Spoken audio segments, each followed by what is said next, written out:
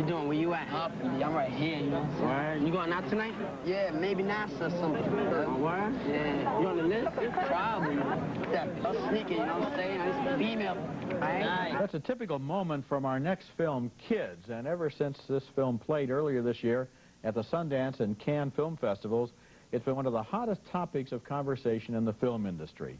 Kids, directed by Larry Clark, follows a group of young teenagers around Manhattan during one day and night during which their lives are basically devoted to four things: sex, drinking, drugs, and hanging out with their friends.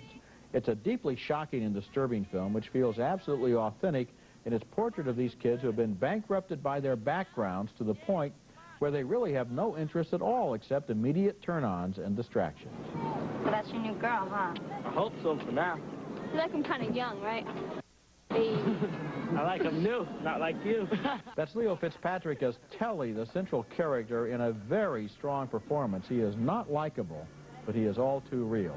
The movie was written by a 19-year-old named Harmony Korine, who has such a good ear for dialogue that a scene like this, where every word was written, plays as if it's a documentary. Telly says, what's up? I didn't want to speak to me. You still mad at him? Of course I am. How am I going to forgive him after what he did? Well, what did he do? He stole her virginity. He took it away, and now it's gone. Forever. Chloe Sevigny plays Jenny, one of the girls in the movie, who's had sex with Telly and now goes looking for him at an all-night party. What are you up at Telly for? That guy's got no... Where is he? Don't look for him. He's doing fine. He got a girl.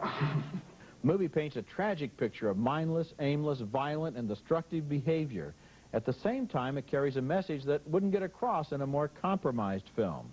One of these kids is HIV positive, and he's spreading the virus around, and by living only for today, all of these kids are running the chance of losing all of their tomorrows. In its raw dialogue, in its total realism, in its shocking sex scenes, in its unblinking portrait of lives out of control, Kids is in the tradition of the late John Cassavetes in his harrowing slices of life. Well, you know, you've tried, Roger, but I don't think you've even communicated to people just how rough a picture this is. Well, obviously, we can't show them the scenes of explicit sexual behavior, we'll put it that way, and the practices of some of these kids. For example, Telly, his specialty is deflowering virgin, but maybe 13 years old, 13-year-old virgins, and we see that. You want to pound this kid. You also want to ask, as you watch this picture, where are the parents? We see one parent in the entire film, and of course that's where a lot of this starts.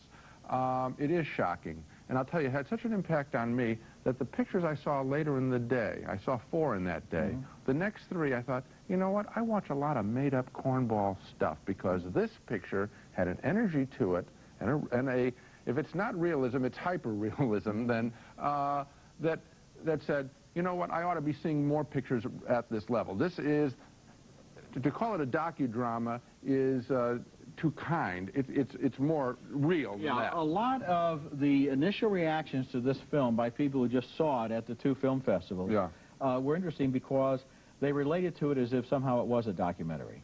They didn't believe that those were actors and that was dialogue. It has an authenticity to it. It does. Depressing, grim, difficult, painful authenticity that just kind of blows a lot of other fiction films out of the water. I think that this picture should be seen by older teenagers, and so, you know, 16 and up, I'd have them see the picture. It's got a very powerful and thought-provoking message. It's a serious film. It's not exploitation. Coming up next, a comedy from